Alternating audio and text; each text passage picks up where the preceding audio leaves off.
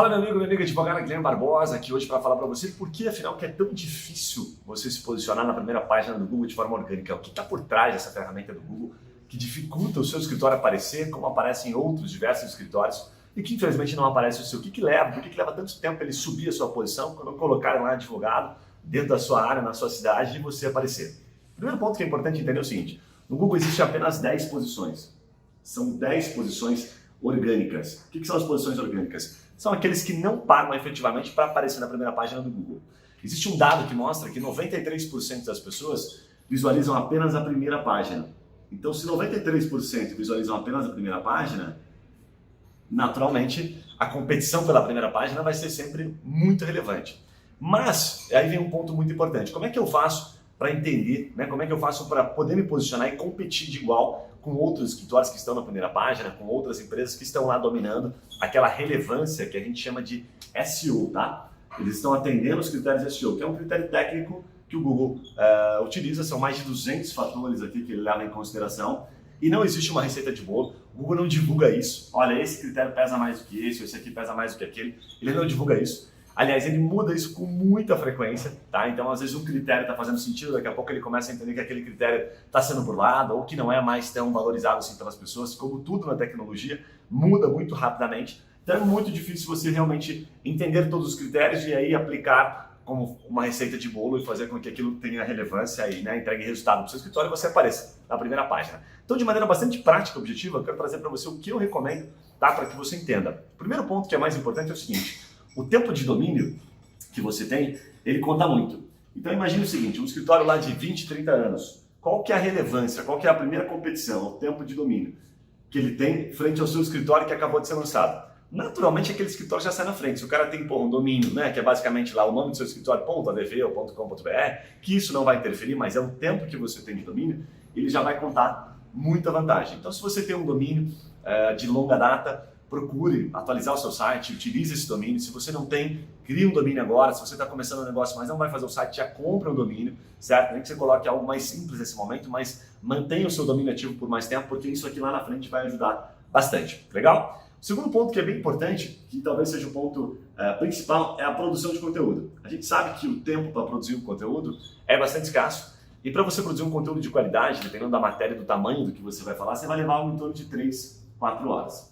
Então imagine o seguinte: como é que é o teu concorrente hoje? Pra você fazer uma análise simples, tá? Que isso vai te dar um embasamento legal. Quantos conteúdos entra no site de um escritório que você gostaria, lá que está aparecendo na primeira página? Observe o seguinte: qual é a quantidade de conteúdo que ele publica mensalmente? Faz uma conta por cima, tá? Provavelmente você vai ver que ele publica algo em torno de 8, os que publicam bastante até 15, 16 conteúdos. Agora pensa comigo, se o cara publica 8 ou se o cara publica o dobro disso, 16, calcule pelo tempo que você levaria para produzir um conteúdo semelhante e entenda se você consegue encaixar isso na sua agenda. E aí você vai enxergar que, obviamente, é muito difícil e leva muito tempo. Então, se ele gasta ali 4 horas, o cara vai gastar praticamente ali 24 horas, se considerar que a gente tem 8 horas úteis no dia e você não vai conseguir passar o dia todo só produzindo, você vai levar quase uma semana para fazer só conteúdo para o seu blog. Por isso, é tão difícil competir com quem está lá no primeiro lugar. Eu gosto da lógica que diz mais ou menos o seguinte: se esse cara aqui está produzindo conteúdo, tá nessa velocidade, nessa quantidade, está ganhando, está no primeiro lugar, observe o segundo, o terceiro, o quarto, porque geralmente eles guardam alguma relação, porque o que o Google quer é literalmente você entregar informação, ele quer entregar a informação mais rápida para quando a gente procura. Então vai ser muito difícil você competir pela quantidade. E é por isso que existem hoje empresas como Rock Content, que tem redatores especializados, como o TreeMind, que faz isso aqui, que produzem o conteúdo enquanto você está lá cuidando do seu processo. Essa é a grande diferença. Se você produzir um conteúdo por semana, pode ser que demore muito tempo para você conseguir aparecer. Aí vem um ponto que é interessante. Poxa, mas eu não tenho grana para pagar agora, não quero contratar um conteúdo externo. Também acho difícil alguém falar sobre o que eu sei, o quanto eu entendo, sobre o universo jurídico. Aí vem uma dica legal. Se você vai continuar você mesmo fazendo os seus próprios conteúdos, então mire no seguinte: mire primeiro na frequência, ok?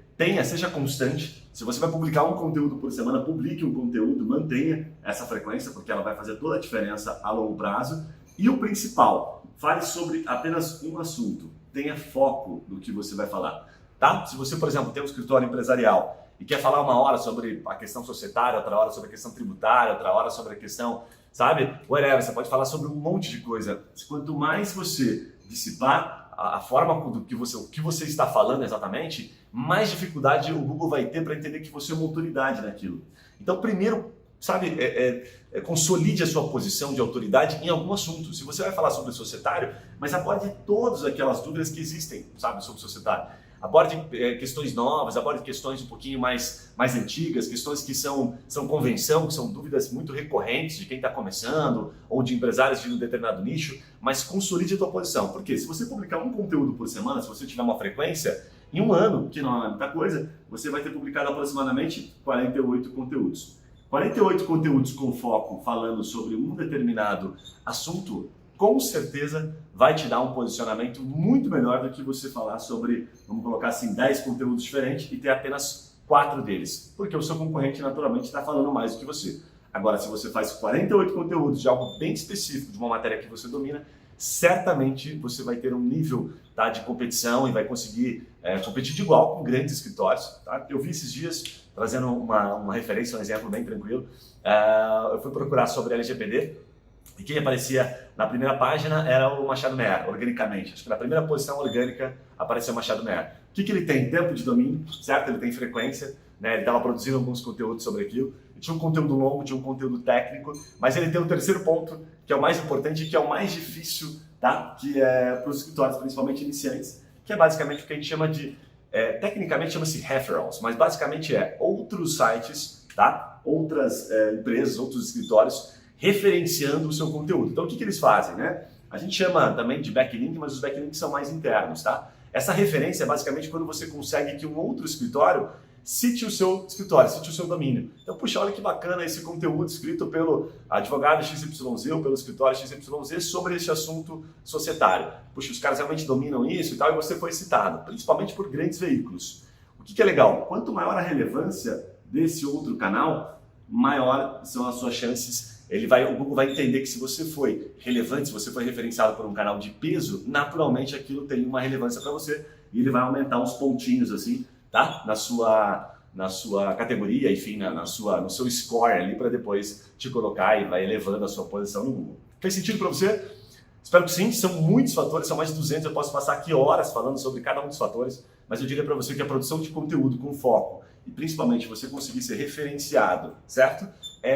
Sem dúvida são os dois principais pontos. A produção de conteúdo, na minha cabeça, sempre vai ser o principal pilar. Você pode ter 200 fatores, pode ter fatores que levem em consideração a questão técnica, que é muito complexo, tá? Você tem que estudar bastante para poder entender disso. Mas se você estiver sempre produzindo conteúdo e estiver produzindo conteúdo focado, não tenha dúvida de que com o tempo o Google vai olhar para você, vai olhar esses conteúdos e vai entender que você é uma autoridade. Porque o que ele quer, no final das contas, é entregar informação.